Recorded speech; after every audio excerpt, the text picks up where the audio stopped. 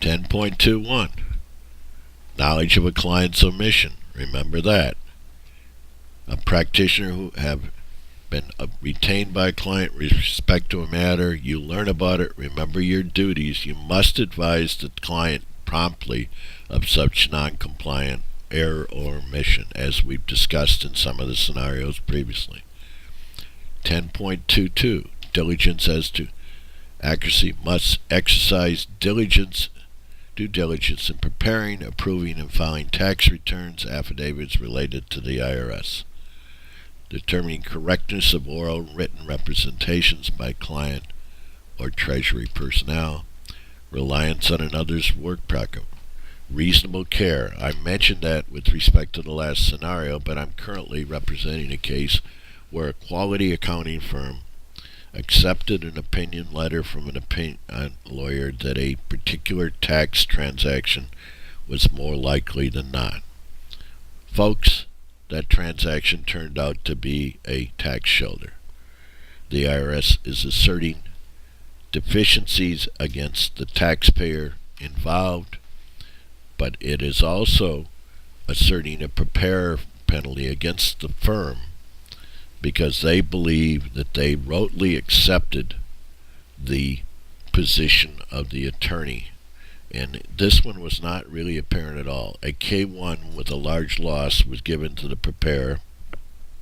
They asked some follow-up questions.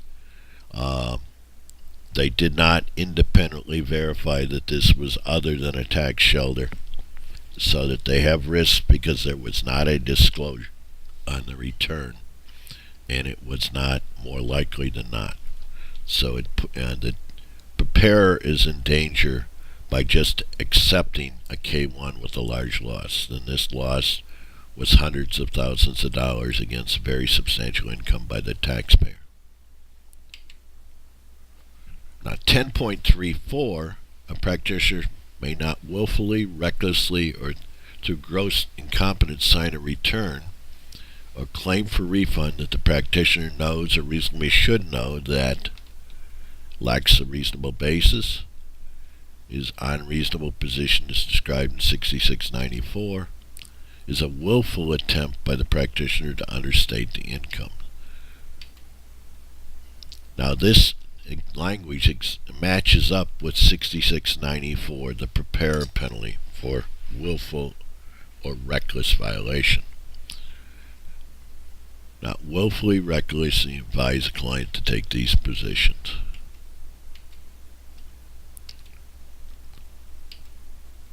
So, there are definitions that as to the quality of the position taken on return. More likely than not is that you believe it's more than 50% that this will be accurate, will be accepted by the IRS. Substantial authority is 40% or more. So some tax questions are close questions, and you're allowed to put an item on a return that you have like 43% confidence in without disclosing to the IRS that you do. Realistic possibility is 33% or more. Reasonable basis is 20% or more. Now, if you are below 40% confidence when you do a return, in order to avoid the potential of a preparer penalty, you must put an 8275 on the return. And the problem is, if you don't, and then end up with a preparer penalty, you may then also end up with discipline under 10.34. And if you have a frivolous position, something that's below 20%, even an 8275 will not protect you from a preparer penalty. Disruptible conduct, we talked about it. Disruptible conduct includes willfully failing to file a magnetic or other electronic media tax return prepared by the practitioner when practitioner is required to do electronic filing. And again, it only applies to those covered by Circular 230. You're only subject to under 10 point for not electronic if such conduct is willful, and again you can negate that if you attach to the income tax return the reasons why you had to do a paper return. Adequate disclosure. That's the form 8275. Now, if you're going contrary to a regulation, then you must do an 8275R. It would be rare that you would be arguing that a regulation was improper. So generally, this 8275 is if you can't get yourself to 40% or above confidence that this will survive a review by the IRS, the way you prepare a penalty against you and then follow up discipline is to do an 8275. You must have at least a 20% basis for the position, or an 8275 will not protect you. So, let's review what we've covered. We covered the standards that went into effect in 2014 and the duties under Circular 13.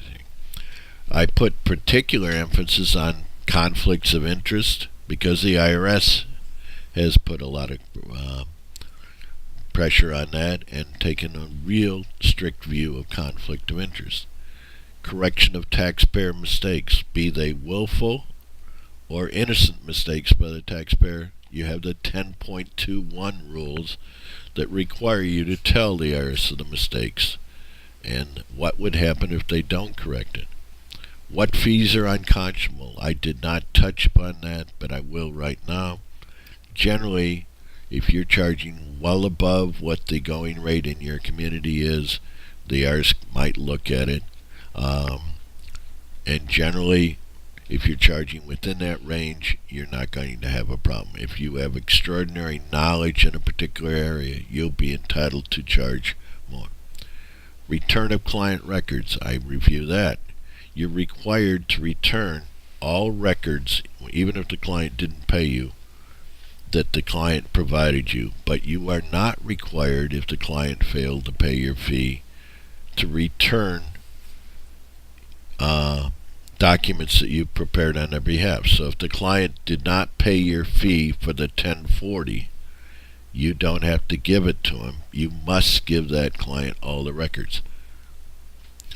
What confidences may you disclose to the IRS? Well, in that case, disclosing confidence is a violation of Circular 230.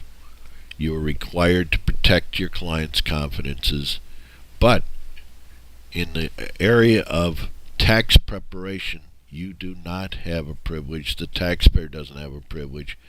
If the IRS asks for anything the taxpayer told you or gave you during the audit, you must disclose. In the area of representation, you have the right to not tell the IRS what your client told you and to keep their confidences. And I'd like to thank you for attending this course. And any questions can be submitted and we'll review them and try to answer them.